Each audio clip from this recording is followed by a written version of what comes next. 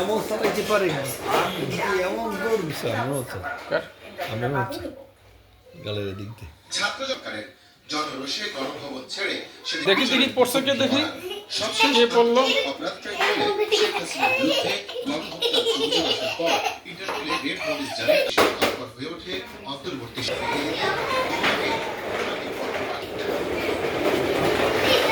তাকাও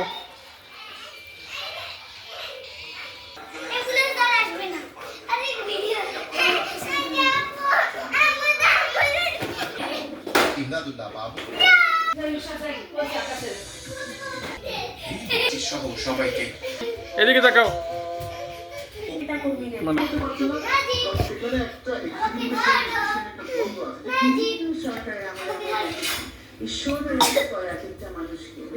আরেকটা মামলা খায় এই প্রচার এখনো চলছে গ্রেফতারের আগে আপনাদের কিছু এভিডেন্স থাকতে হবে। আইন উপদেষ্টা অধ্যাপক আসিফ নজরুল নিরপেক্ষভাবে কাজ করবার পরামর্শ দেন। আমাদের সহযোগিতা ছাড়া রাজনীতিবিদরা দুর্নীতি করতে পারে না। তবে রাজনীতিবিদদের পাশাপাশি ব্যবস্থা নিতে হবে। আমরা চাই না কিছু ব্যক্তিদের সম্পর্কে অলরেডি মৌখিকভাবে কিছু তথ্য দিয়েছে। দুর্নীতি কমবে বলেও মনে করেন সাবেক এই ছাত্র নেতা